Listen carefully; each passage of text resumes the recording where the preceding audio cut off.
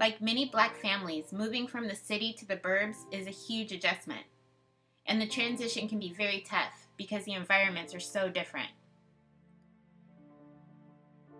When we're talking about suburbs, one of the things that I think one of the biggest pieces is distinguishing, I guess, some of the stereotypes of what's associated with suburban.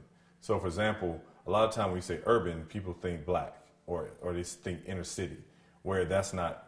Urban just means urban population where there's transit, there's movement, there's key city centers, maybe, or administrative offices of the city. So some of the struggles I think that young people have here in Oregon is that you can live in an urban area and still not have that sense of energy that's coming from other urban areas across the country because it is such a white space. So if you're in a suburban area, you're less connected than even those that are in that inner city community.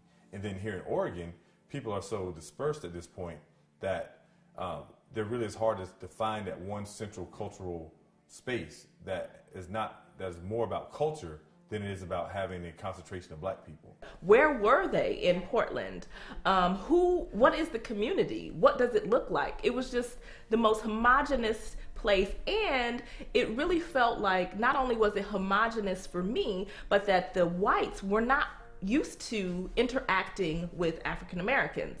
And so you have like this real naivete, ignorance, stereotypical understanding of Blacks, or just sort of not really understanding the nuances, and just the lack of ability to have frank, honest conversations.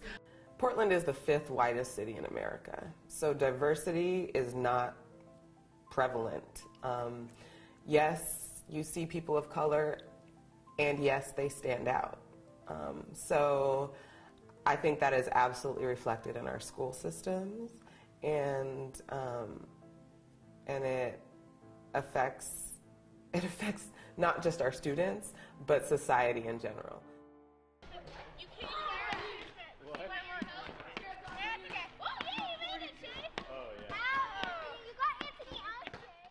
Good, very good. So did you guys get these scored? No, they're just stories to share, and we shared them with the 2nd graders too. I decided to go to my girls' school and talk to some of their teachers and their principal about diversity in their school system. The whole issue of diversity and acceptance and understanding racism and hidden biases are all things that we need to continue to discuss and work with. And we have to sometimes step out of our comfort zone and address issues when they arise that might not be comfortable, but yet we have to say something, because if we don't start talking about these things, we can't affect the change that needs to happen in order to provide equity for everyone. Know that when we look at data, that students who are of a minority race have a different experience in school than white children do, and being white, that's a little bit hard to see. So it's nice that we're kind of looking deeper and recognizing those areas where we need to make changes.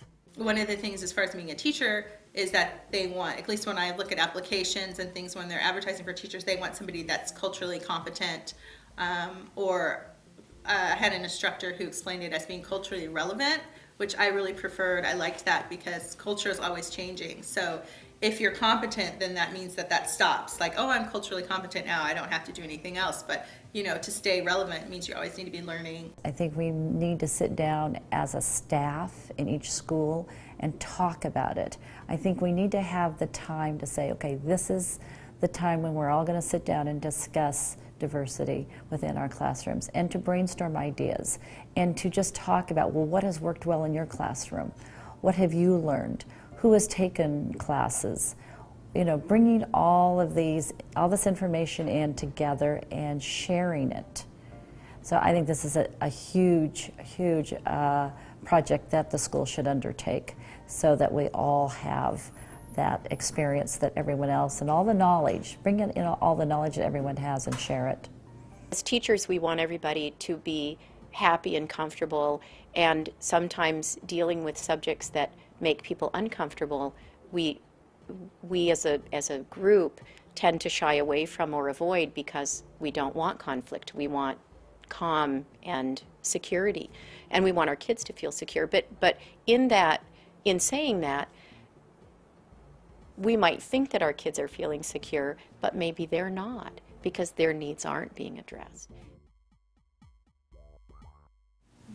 It's like you kind of feel different. You know, they let you know that you're different.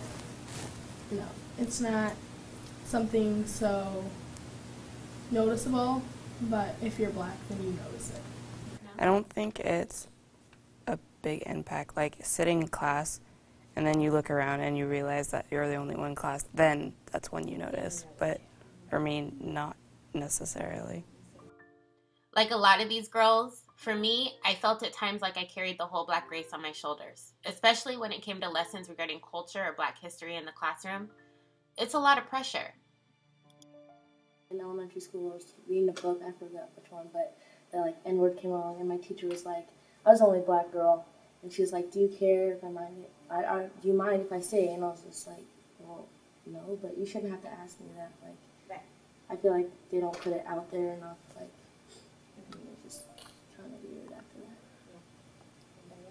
Yeah, the same thing happened to me.